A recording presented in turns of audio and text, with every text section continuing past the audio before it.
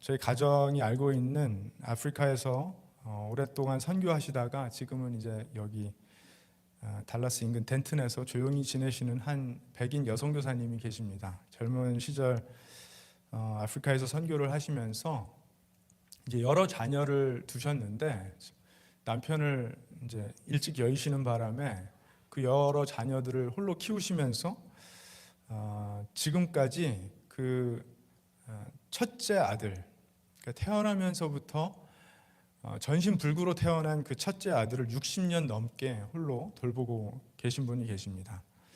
그 아들이 태어났을 때는 의사가 얼마 살지 못할 거라고 되게 힘들 거라고 했다고 합니다.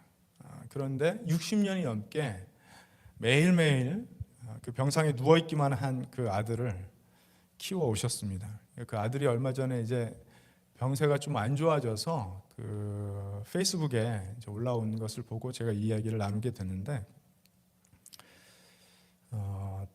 처음에 그 아들이 태어날 때 20대 초반의 어머니로서 얼마나 설레고 기뻤고 감사했겠습니까? 그런데 태어나 보니까 전신불구라 얼마 있다가 죽을 거라는 의사의 판정을 받은 것입니다. 그 아들을 60년 넘게 홀로 매일매일 돌보면서 짊어졌던 그 인생의 무게가 어땠을지 경험이 없는 사람은 상상할 수조차 없겠죠. 그분이 만약에 선교사로서 또 아내로서 어머니로서 그 여정이 요구할 대가를 미리 알았더라면 과연 그 길을 가려고 작정을 했을 수가 있을까, 그런 생각을 해보았습니다.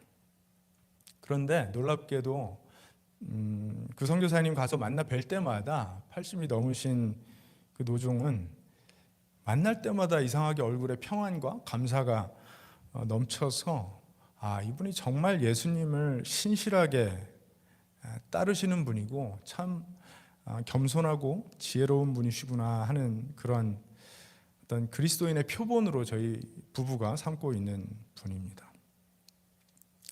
우리 그리스도인들이 살아가는 인생은 많은 경우에 무거운 짐을 동반하는 인생이 된다고 생각을 합니다. 예수님은 오늘 말씀하세요. 26절에 보니까 누구든지 내게로 오는 사람은 자기 아버지나 어머니나 아내나 자녀나 형제나 자매나 심지어 자기 목숨까지도 미워하지 않으면 내 제자가 될 수 없다라고 말씀하십니다. 굉장히 충격적인 말씀이죠. 당시 가족이 자기 정체성의 근간이었던 그 팔레스타인 1세기 청중들에게 뿐만이 아니라 21세기를 사는 우리에게도 이것은 굉장히 불편하고 부담스러운 말씀입니다. 가족이 자기 정체성의 모든 것인 그런 사람들에게 아버지, 어머니, 아내, 자녀, 형제, 자매 다 미워해야 내 제자가 될 수 있다라고 주님께서 말씀하실 때 다가왔던 충격은 이루 말로 다 할 수 없었을 것입니다.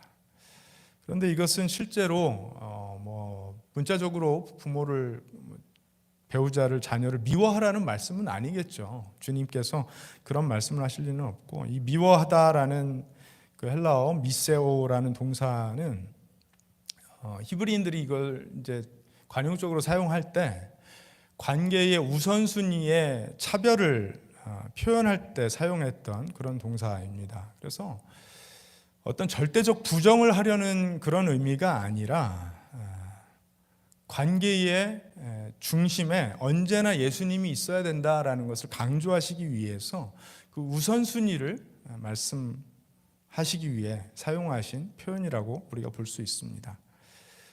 그런데 이것은 우리 많은 그리스도인들이 생각하기에 그래, 언제나 하나님 먼저 생각하면 되지, 모든 일에 있어서 하나님을 우선에 두면 되지, 예배 먼저 드리고 하루를 시작하고 예배 먼저 드리고 일주일을 시작하고 이렇게 살면 되는 거겠지. 그것도 맞는데 그것만은 아닌 문제라고 생각을 합니다. 예수님을 따라가는 그 제자도 길이잖아요. 예수님을 따라가는 길을 우리가 제자도라고 부르는데, 그 제자도가 요구하는 것은 우리가 생각하고 행하고 말하는 모든 인생의 문제들, 인생의 모든 일들을 하나님과의 관계를 통하여 바라보고 해석하고 이해하고 행해야 된다라는 말씀을 하신 것입니다. 이것은 다른 말로 하면 우리가 가지고 살아가는 세계관 자체가 변화를 받아야 된다라는 그런 말씀일 것입니다. 새 사람이 되었다라고 할 때 결국은 우리의 생각의 구조가 바뀌는 것이고 인생의 지향하는 목표가 바뀌는 것이고 영혼을 바라보는 관점이 바뀌는 것이죠. 주님께서 제자들을 강조하시면서 우선순위를 말씀하실 때 그런 의미로 하신 말씀입니다. 더욱이 이 말씀을 선포하실 때 그 컨텍스트를 좀 보니까 예수님께서 예루살렘으로 향하시는 길에서 이 말씀을 하셨습니다. 그곳에서 이제 예수님은 십자가를 지시게 될 것이고 죽으시게 될 것이었습니다. 세상에는 실패자로 기억될 그런 사건이 기다리고 있었습니다. 그때의 예수님은 제자들에게 엄중한 요구를 하시는 거예요. 이 제자들이 예수님 죽으시고 부활하시고 승천하시고 난 이후에 직면하게 될 그들의 현실에 대한 예비적 가르침을 주신 것입니다. 예수님을 십자가로 내몬 세상은 결국 예수의 제자들까지도 십자가의 죽음을 요구하는 그런 헌신을 강요하게 될 것이라는 그런 사실을 예비적으로 가르쳐 주신 것입니다. 그런데 이 말씀의 가장 그 직접적인 컨텍스트를 또 보면은요, 오늘 말씀을 보니까 많은 무리가 예수님을 따르고 있을 때 예수님께서 이 말씀을 주셨다라고 기록을 하고 있습니다. 참 이상한 말씀입니다. 왜냐하면 많은 무리가 따랐다라는 것은 다른 말로 하면 인기가 높아졌다라는 것을 의미합니다. 세상에서 인기가 높아질 때가 있죠. 사람들이 인정해주고 알아보고 또 뭐 팔로워 수가 늘고 자기 세력이 커지고 이럴 때가 있습니다. 그럴 때에 적절한 행동은 무엇입니까? 그 인기를 유지하기 위해서 그들이 듣고 싶어하는 그럴듯한 명제들을 던져주는 것이 인기 있는 사람들이 보통 하는 일입니다. 그런데 예수님께서는 그 많은 무리들이 따라오고 있었는데 갑자기 돌아서셔서 그들을 바라보시며 그들에게 도전하신 것입니다. 너희들 이렇게 나를 따라오고 있는데 나를 따라오는 것이 어떤 의미인지 내가 설명을 해줄게. 나를 따라오는 것은 너희들이 지금까지 가지고 살아온 모든 인생관, 세계관, 너희들의 삶의 모든 우선순위 이것을 완전히 뒤바꾸는, 뒤엎는 그런 일이야 라고 선포하신 것입니다. 이 인기자의 발언이라고 보기에는 굉장히 부적절한 발언입니다. 그런데 실제로 예수님을 따라갔던 그 초대교회 성도들은 이 말씀의 의미를 굉장히 절절하게 체험할 수밖에 없게 되었죠. 가족들로부터 배척당했고 유대교 회당에서 쫓겨났고 재산을 몰수당할 때도 있었고 때로는 감옥에 갇히고 순교하는 일도 감수해야만 했습니다. 그러니까 당시에 예수를 메시아로 하나님의 아들로 고백한다라는 것은 단순히 내가 유대교에서 그 당시에 이제 도라고 불렀으니까요. 이 도를 따르는 사람으로 개종하는 종교적인 선택만은 아니었습니다. 이것은 당시 그 유대인들이 유지하고 있었던 사회 질서에 대한 도전이었어요. 기존의 모든 가치관을 뒤엎는 행위였습니다.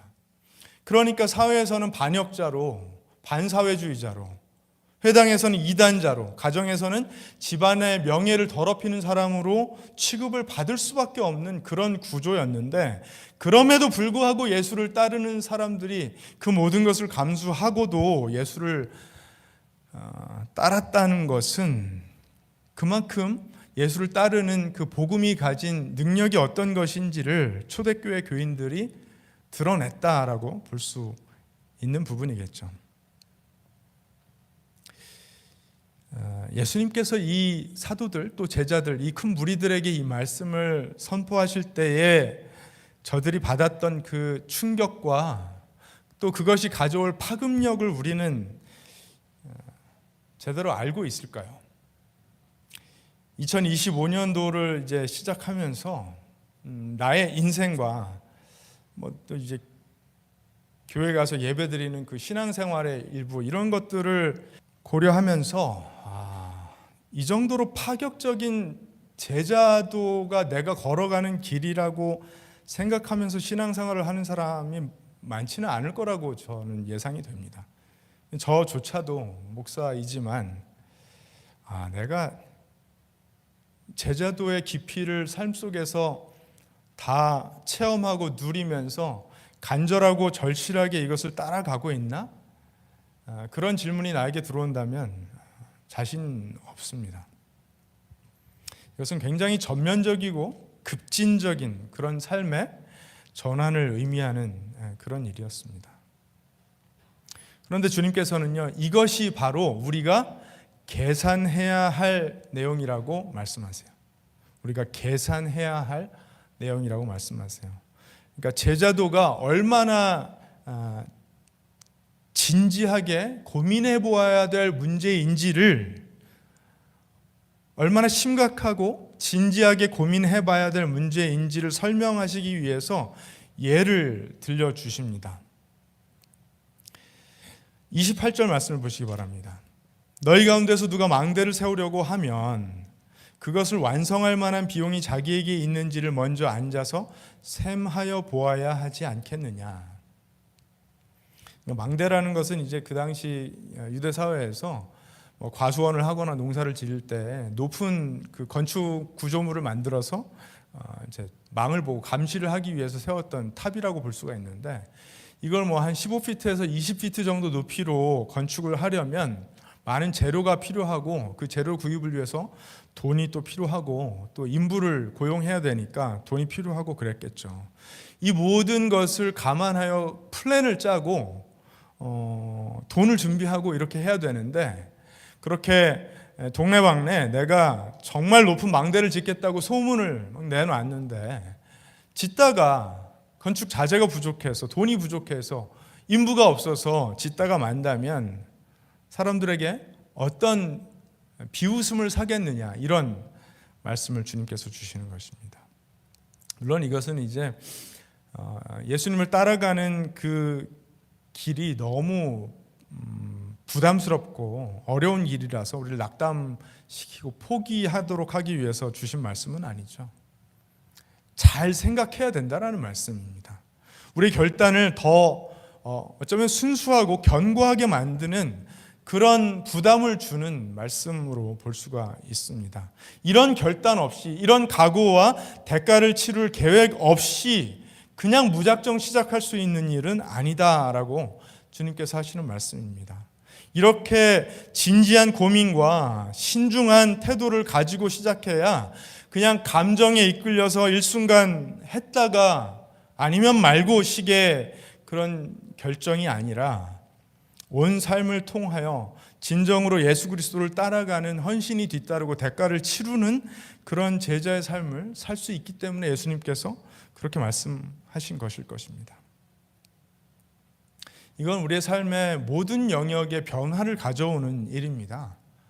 나의 실존적 차원에서도 변화를 가져오죠. 내가 나를 어떻게 바라보는지, 내 인생의 목표는 무엇인지, 내가 왜 살고 있는지, 존재의 의미까지도 바꾸는 그런 차원의 말씀입니다. 한 영혼을 어떻게 바라보아야 될지, 내 이웃을 어떻게 대해야 할지에 대해서도 변화를 가져오는 그런 말씀입니다. 영혼을 어떻게 바라봐야 될지, 이 세상에서 벌어지고 있는 이 참 안타깝고 속상한 일들을 어떻게 바라보아야 될지, 그런 모든 차원의 변화를 가져오는 그런 일입니다. 그런데 그런 전면적인 변화를 가져오는 일이 그냥 어느 날 갑자기 그래 결심했어 하고 내가 한번 해보지 이런 식으로 해서 되는 일은 아니라는 것입니다.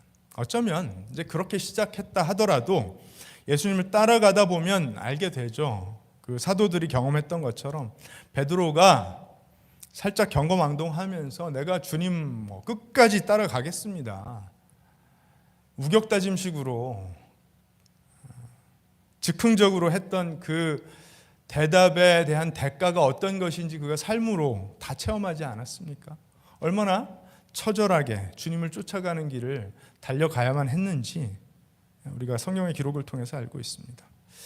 주님께서 또 다른 비유를 들려주세요. 어떤 왕이 다른 왕과 싸우러 나아갈 때 2만 명을 거느리고 자기에게로 오고 있는 왕을 이기기 위해서 10,000명을 가지고 전쟁을 어떻게 해야 될지 앉아서 헤아려 보아야 하지 않겠느냐. 여기서도 앉아서 계산해 보아야 된다, 생각해 봐야 된다 말씀하십니다. 이것은 또 다른 표현이죠. 이건 굉장히 심각하고 진지하게 고민해 봐야 될 일이다라는 말씀입니다. 이 비유는 약간 다른데, 그러니까 힘의 불균형이 존재한다라는 전제가 깔려 있습니다. 이건 우리 그리스도인들이 그리스도를 따라가는 그 상황 속에서 직면할 수밖에 없는 우리에게 되게 불리한 현실, 이것을 설명하시는 말씀이라고 생각을 합니다. 되게 척박하죠. 내가 믿음으로만 살려고 하면 쉽지 않습니다. 그런데 그 일을 감당하기 위해서 어떤 지략을 발휘해야 하는지, 어떤 전략을 세우고 어떻게 그 일을 감당해야 할지를 앉아서 진지하고 심각하게 고민해 봐야 된다라는 말씀입니다. 이것도 어려운 말씀입니다. 아니, 가보지 않은 길이 어떤 대가를 요구할지, 어떤 지략이 필요할지 채 다 이해가 안 되는데 그걸 어떻게 다 준비할 수 있겠습니까? 저는 이제 30살에 비교적인 이 안정적인 그 삶을 뒤로 하고 신학을 결심을 했고 목회를 결심을 했는데 되게 단순한 생각이었죠. 믿음으로 하는 결단에 계산이 뭐가 필요해, 준비가 뭐가 필요해, 이런 생각을 많이 했습니다. 그래서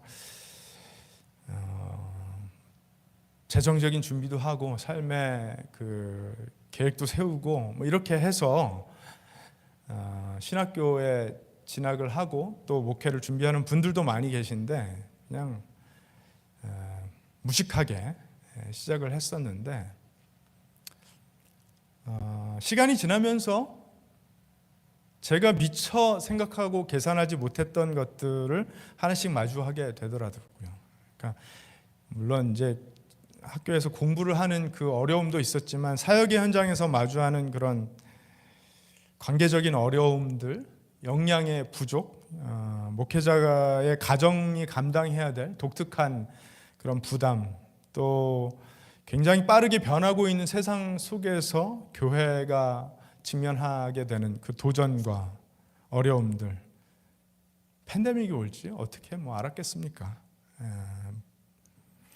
그러니까 처음 그런 결심을 했던 20여 년 전에는 미처 생각할 수 없었던 그런 일들이 현실로 다가오는 것을 경험을 했습니다.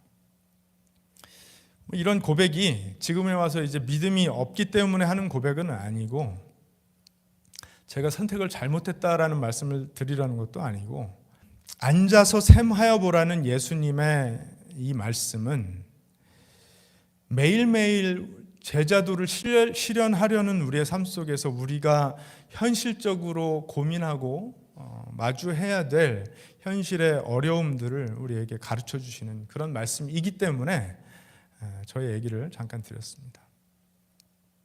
이 망대를 짓는 자의 비유, 또 전쟁을 앞둔 임금의 비유를 통해서 주님은 계산과 준비가 필수적인 요소라는 것을 강조를 하십니다. 제자도는 주님을 따라가는 일은 그냥 감정적인 결단이나 순간적인 열정으로만 이룰 수는 없는 일이라는 사실을 보여주시는 것입니다. 손익계산만 하는 것이 아니라 제자도의 본질을 깊이 이해하고 이것이 요구하는 전인격적인, 전생애적인 헌신이 어떤 것인지를 우리가 매일매일 깊이 숙고할 수 있어야 된다라는 것을 말씀하시는 것입니다. 그러한 각오와 결단 없이 자칫 중도 포기를 하거나 또 너무 낭망해서 좌절로 이어지는 인생은 주님께서 원하시는 제자도의 삶이 아니라는 것을 의미하시는 것이죠. 이것은 단순한 종교적인 선택이 아니라 우리의 인생의 모든 존재를 결단이라는 사실을 우리에게 가르쳐 주시는 것입니다. 신앙생활을 이제 막 시작할 때 가졌던 열정, 그 열정만으로 다 되지 않는 일이라는 것을 우리가 신앙생활 오래 하면서 경험하게 되죠. 거기에는 때로는 용기가 필요하고, 때로는 절제가 필요하고, 때로는 겸손이 요구되고, 때로는 지혜가 요구되고, 이것은 우리의 삶의 모든 부분을 요구하는 일이지 그냥 우격다짐식으로 내가 마음만 먹었다고 되는 일은 아닙니다. 그래서 준비해야 됩니다. 올 한 해 우리는 그 제자도의 길을 계속해서 걸어가야 될 텐데 준비해야죠. 영적 준비를 해야 됩니다. 이 길이, 이 여정이 영적 전쟁이라는 사실을 인식해야 됩니다.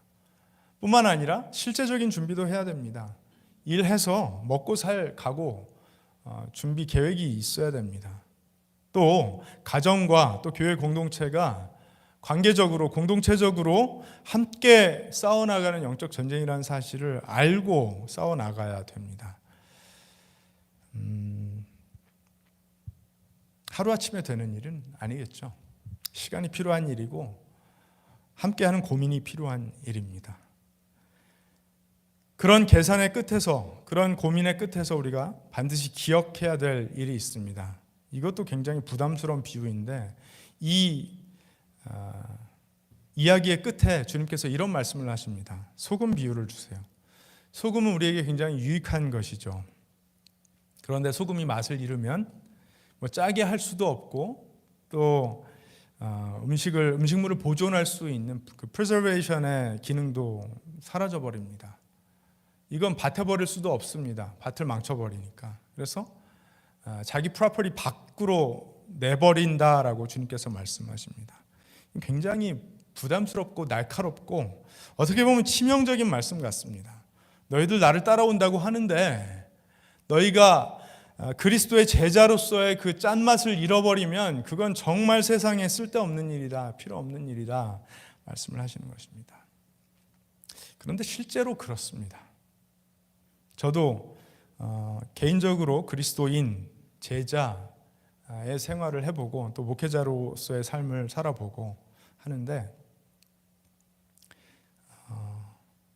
짠맛을 잃으면요, 내가 그리스도를 따라가는 사람이라는 그 정체성이 사라져 버리면 어떻게 보면 교회에서 말빨만 늘고 또 거룩한 척하는 기술이 늘고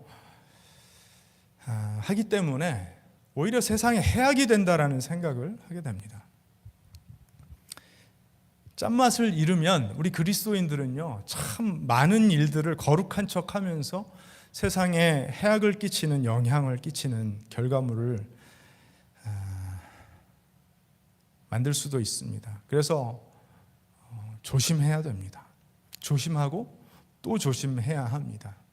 세상에서 그 짠맛을 잃어버린 유명하다는 그리스도인들이 어떤 안타까운 소식을 우리에게 전하는지, 들려주는지 생각해보면 잘 알 수 있습니다. 주님께서 땅에도 걸음에도 쓸데가 없다라고 말씀하세요.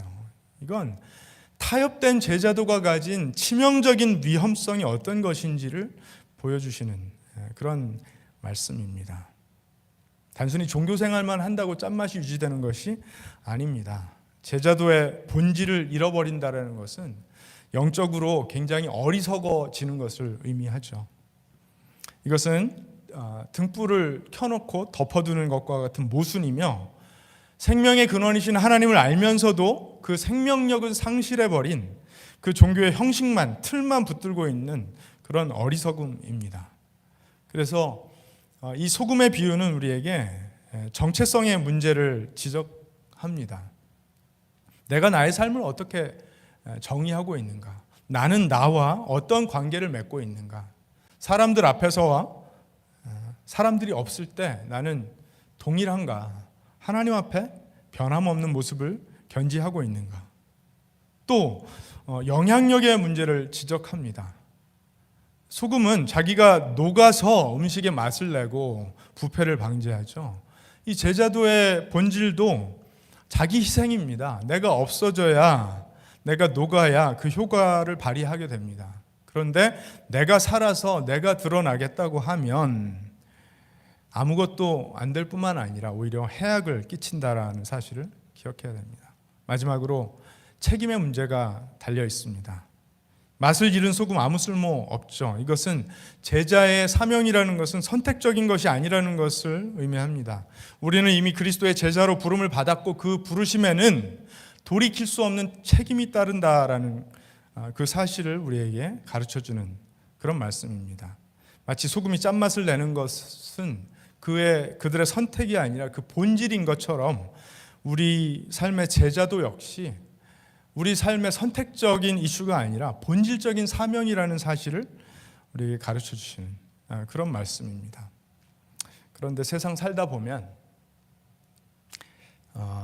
그 제자도의 본질을 타협하도록 끊임없이 유혹을 받기 마련입니다. 이 신앙의 가치라는 것을 지극히 개인적인 취향의 문제로 축소하려는 그런 유혹과 압박을 받을 때가 너무나 많습니다. 직장 생활 하다 보면, 인간관계에 맺다 보면, 또 먹고 살다 보면.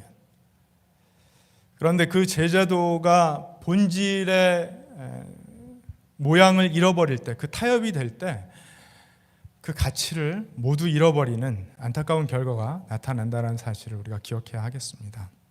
사랑하는 여러분, 이거 굉장히 부담스러운 말씀입니다. 이 제자도 너무나 불편하고 부담스러운 말씀입니다. 이거 내가 할 수 있는 일인가? 내가 신앙생활 한다고 하는데 이거 내가 잘하고 있고 잘할 수 있는 일인가? 이런 안개 속을 걷는 것 같은 느낌이 언제나 듭니다.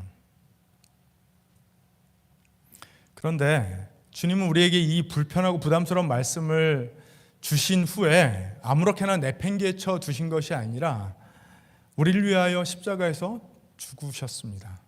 우리를 위하여 예수님이 소금이 되셨습니다. 우리를 위하여 자신을 내어주실 뿐만 아니라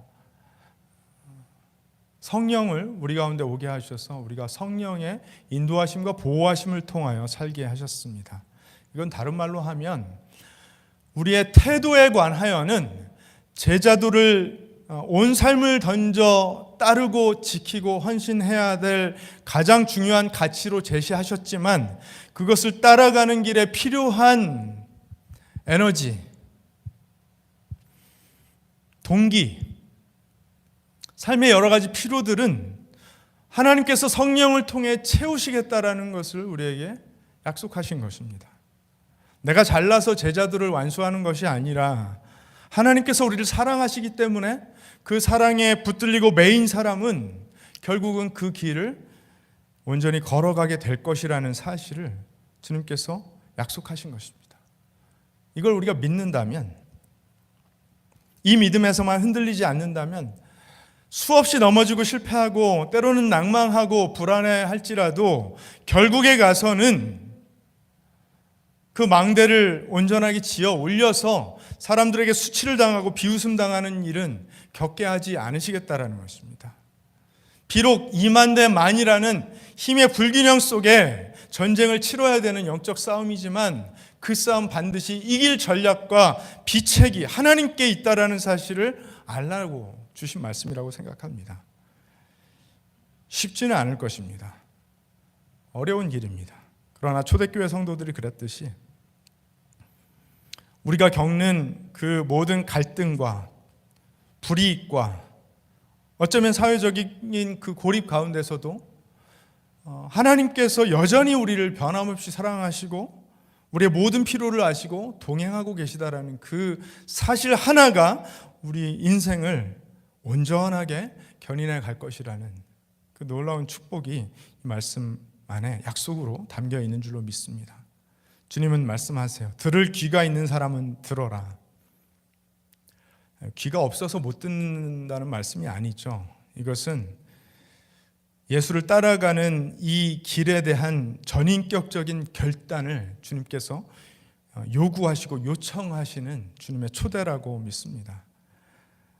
2025년도를 시작하는 이 길목에서 우리가 다시 한번 이 아름답고 귀한 결단을 하나님 앞에 올려드리는 그런 우리가 되기를 우리 주님의 이름으로 축복합니다.